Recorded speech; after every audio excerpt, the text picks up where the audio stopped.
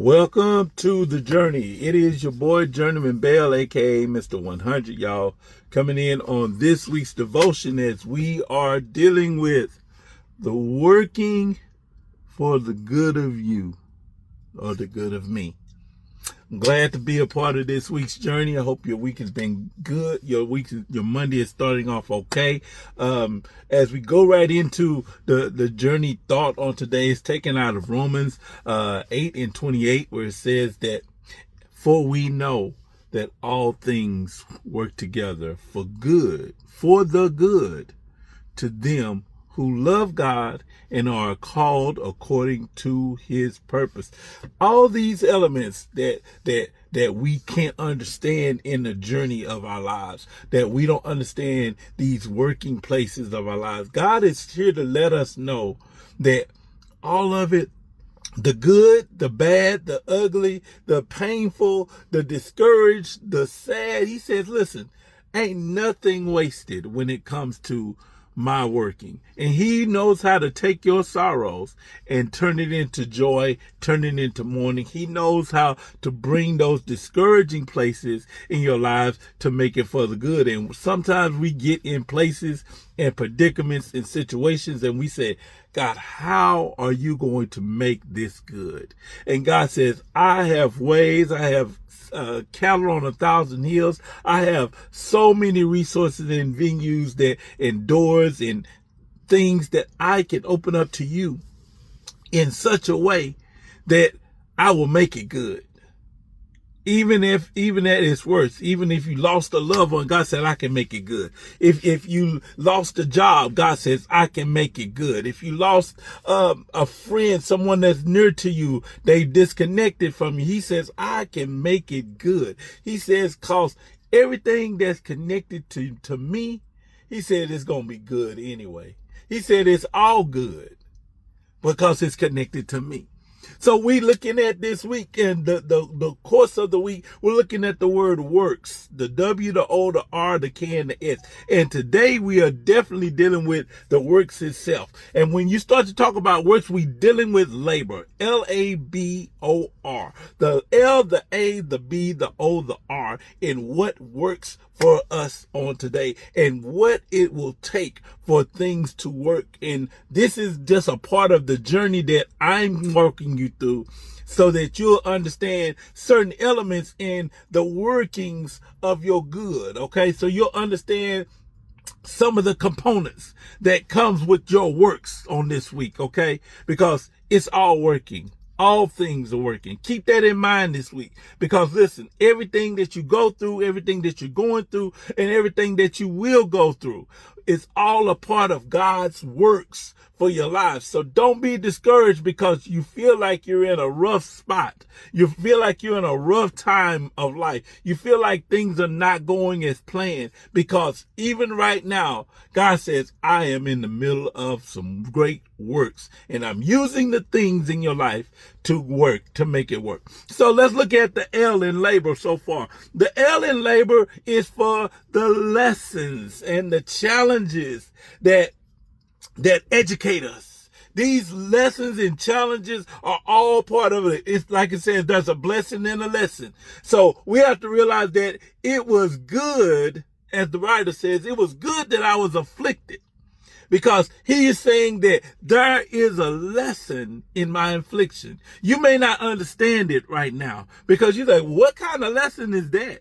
What kind of lesson is that even in my shoulder that continues to hurt? What is going on with that at this time in my life? You got to understand this about God, is that there's no storm in your life that God will send that's at an inappropriate time, okay?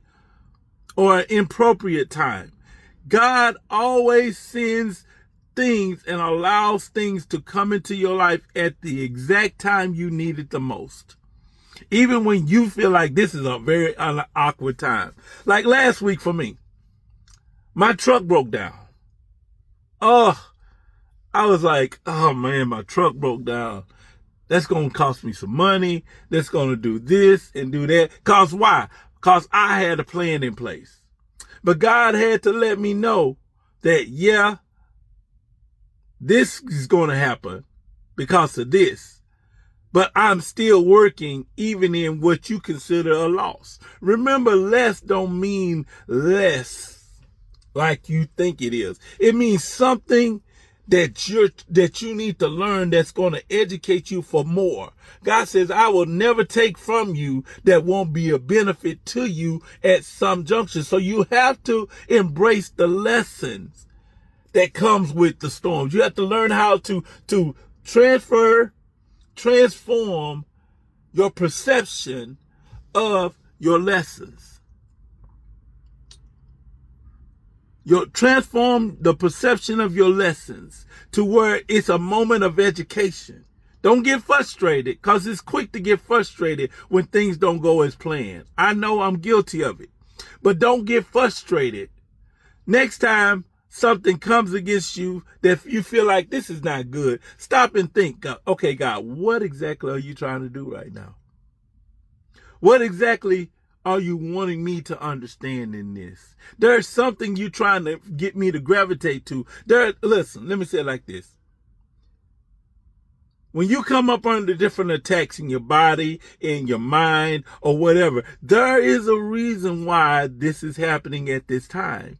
And God is saying, I want you to collect the lesson, because, listen, if you don't get what I'm doing in this place that feels like a bad place, then he said, you will not be able to embrace where I'm taking you to for your next place. Because this here is only just a lesson. It's not to lessen you, but it's to lessen the areas inside of you that are conflicting with your greater.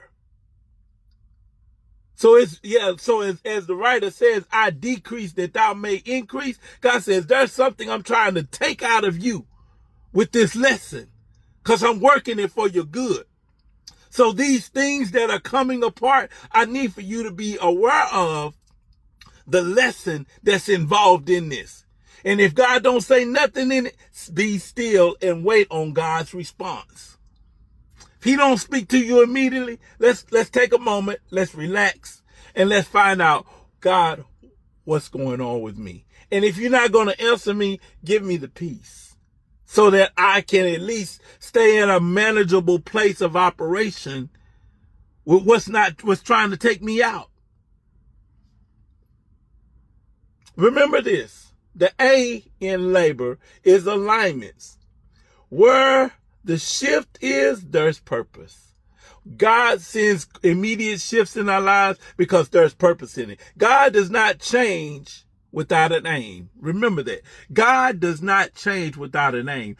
If there's a traumatic shift or change in your life, that's because God has a different alignment of perspective that he needs us to get to.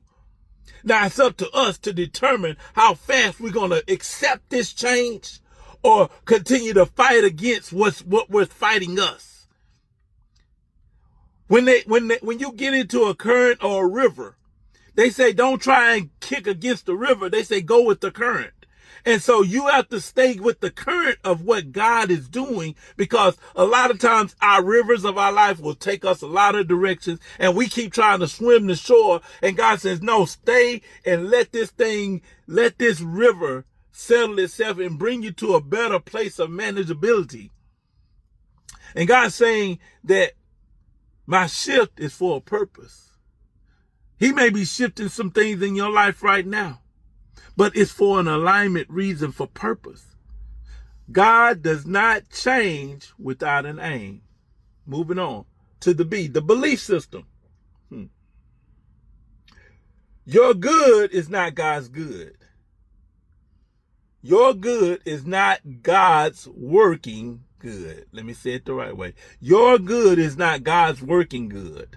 Because, listen, our belief system is set up upon safety nets of what we believe in. It's based upon safety nets of our income, how we process stuff, how we deal with challenges, how we deal with setbacks. All of our belief system a lot of times is based on things that we're comfortable with touching and being tangible to us. But God's belief system is set up on a whole different scale. His belief system is set up on what's required out of you. So that means that what? Watch this. that your faith is in full demand when God starts to shift. Your belief system is a bridge between your struggles and your all things. Did you hear what I said? Your belief system, your belief place is the bridge between your struggle and your things. Still talking about Romans 8:28, where it says all things. So you're fighting with what you know versus what you're uncomfortable with. And God says that this place here is the bridge. Your belief in is what you're leaving from for what you're trying to go to. Yeah, I thought that something was going to go this way. I thought relationship. I thought ministry. But now God has intercepted that, caused an alignment change, causing a lesson. Now he's saying, I need for you to believe this direction here. Now watch this. Here's how the belief system works. It may seem like it's taking us off track, but God says, no, I'm taking you and I'm rerouting you to where you need to be at right now. So I'm standing in the gap for where I don't want you to go in destruction, but what I want to do in your life right now for correction. So it feels like it's more of a struggle because God says, I'm trying to shift the algorithm of your faith. Catch that. God's saying, I'm trying to shift the algorithm of your faith. Moving on to the O is the obedience part. Watch this. Obeying positions for the promise. Working together all things for them that are called and that love God and are called according to his purpose. Obedience positions you for purpose, for the promise of the purpose. Or obedience positions you for the promise. Obedience shifts you for the use that God needs to use you for. So you may not like how it's going, but still in the midst of how you're going, just go back to, okay, God, I still want to remain obedient. I still want to remain obedient to you. I still want to stay in alignment with your promise. So that requires me to obeying what you have required of me. So obedience is very, very detrimental right now, because I can promise you this. This is how you know this is obedience. When what you're supposed to do, you fight with doing it. And what you don't want to do comes easy to want to do it. And God says that the things that you are fighting with in your obedience places are things that you just don't want to do. And God says those are the things that I need for you to follow through with. Use your obedience in this. Last but not least, remember this: resilience. Resilience in labor develops your spiritual and mental, okay? It develops your spiritual and mental stamina. It says, be not weary in well doing, for we shall what? Reap if we faint not. The elements of resilience that come from letting God do the work. Not just in our situations, but in us. It's not about him always working the situation out, but it's about him transforming us and transforming our spirits and our minds to the longevity of stamina that we're going to need in this journey of trusting him. We are going to need some longevity. And God says, I have to sometimes take some things that are very valuable to you and abstract them from you, so that they don't have more of a hold on you than I do. Your situations a lot of times will have you engulfed in such a way that God has to step in and say, listen here, I'm going to create a detouring sign that will sidetrack you in such a way that you have to turn back to me. We don't like the way things work for the good. But God says that everything that I apply my employment to is for your good. He says, I didn't hire this situation by accident. God said, I will never employ a situation. That's good, God. I will never employ a situation that will not produce the benefits for your behalf.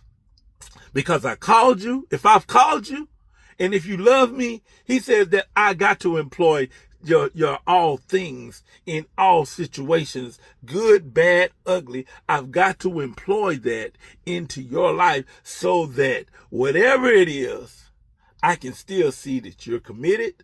I can still see that you're concerned, and I can still see that you're following the commandments of me. Because I need for you to stay in that connecting place with me.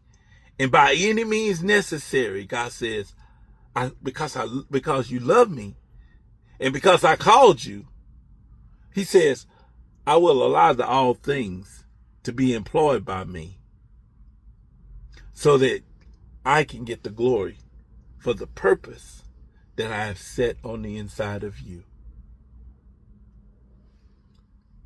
The effort we put in, we got to make a commitment to. We've got to make the effort ourselves. We just can't let it just happen. We've got to apply our own efforts to this thing as well, so that it can work for our good. It can change us for our good. And it can make us for what? The good to them that love and are called according to his purpose. This is the journey where we believe in taking life one step at a time. We'll see you tomorrow. Got more tips, more nuggets. Y'all make sure y'all looking in, tuning in on the rest of today as you keep learning about what is working for your good. Y'all be blessed.